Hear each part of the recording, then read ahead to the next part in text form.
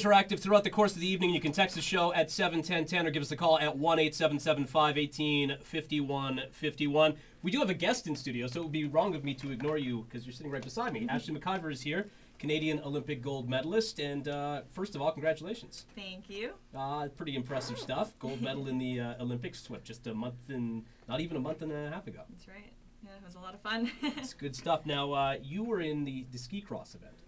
That's interesting stuff because I thought this was the most wild. I was a big fan of the X Games ahead of time, so for me this was nothing new, but it was nice to see it in the Olympic Games. Yeah, for sure. I mean, it was a great opportunity for us to show the world what our sport's all about.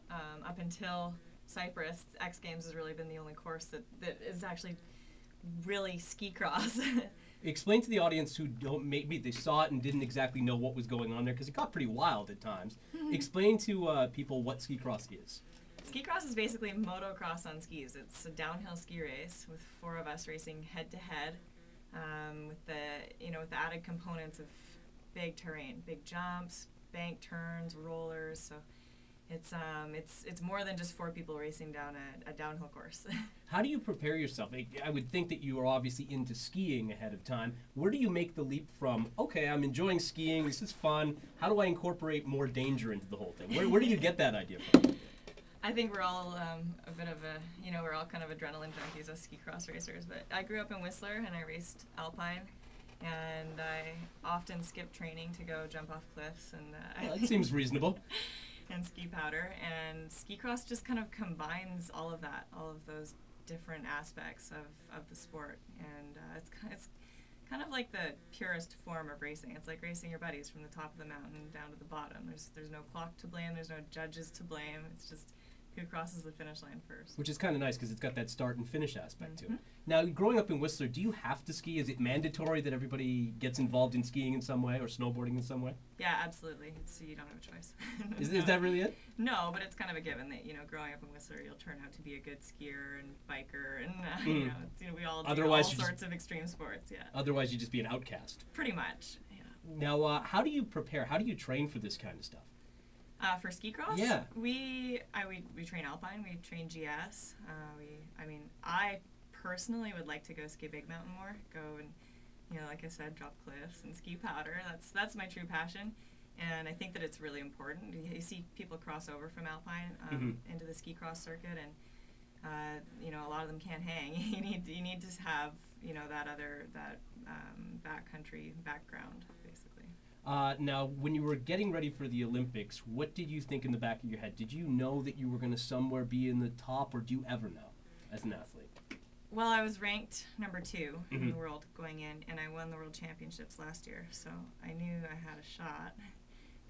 The beauty of ski cross is anything can happen. It's, when 4 people are racing head to head and there's so much air and so much speed involved, it's, so much of it actually does depend on luck. So, there's only so much you can do to prepare for it, and, we all fortunately felt 100% prepared going into it. We had every opportunity given to us thanks to OTP, and it was so cool to have, just feel so good about the components we did have control of, and then once the gate drops, it's just like, all right, let's go. I shift into autopilot, I think, once the gate drops. This is Canadian gold medalist Ashleigh McIvor on with us tonight. When you got to the Olympics, did you really know how big it was going to be? Were you overwhelmed by it at all? Yes and no. We were quite well prepared for the nerves that were supposed to sink in. And we had these, Olympic Excellence series of, just people, past Olympians, talking to us about their experiences and stuff. And I honestly didn't really have those nerves. It didn't really hit me. Is that part of just the sport that you're in, you think? Maybe, yeah. I think that it would be different if I were involved in a sport where it's a set routine and it's just me out on the ice or something, and if I make one mistake, it messes it all up, and I think that it's kind of comforting knowing that a lot of it is left up to chance. Right. And then like I said, just knowing that I was on top of my game when it comes to the aspects I could control. So I don't know. Honestly, I was just excited. I wasn't really that nervous. It was just so much fun.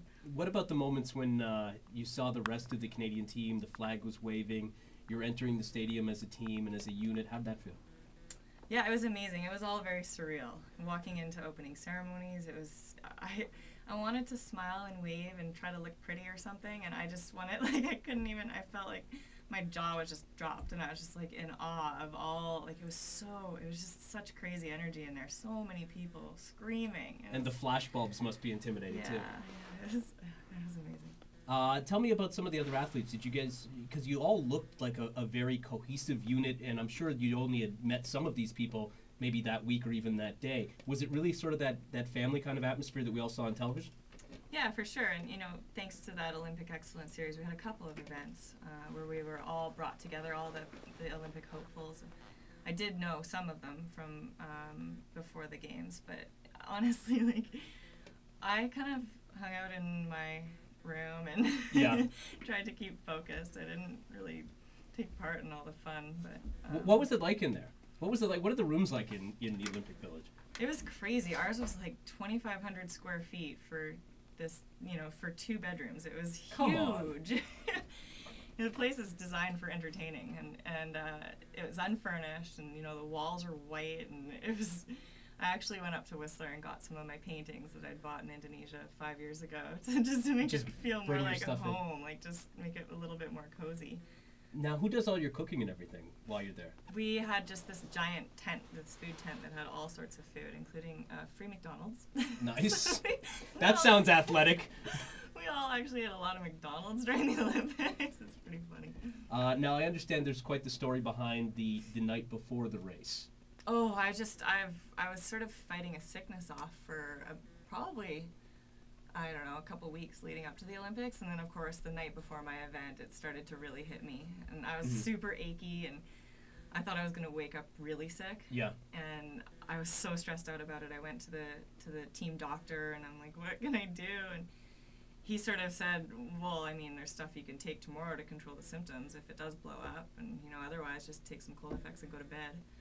And I took 3 extra strength cold FX, and I woke up feeling awesome. Oh, that's not bad. I know, I couldn't believe it. And it kind of put my mind at ease. I think it kind of gave me confidence just that it was going to be my day. Like, I just felt like everything was falling into place so nicely. And I went out there and had a good time, and it all worked out. How do you, see, this is what always boggles my mind, because I know if I've got a big show the next day, that I'm not sleeping. That I've pretty much written off the idea of getting into bed, falling asleep, any of that stuff. I'm just going to be up all night looking at the ceiling. How do you not do that? It's funny. I actually didn't get any sleep the night before my boyfriend/teammate Chris's race. I couldn't sleep at all.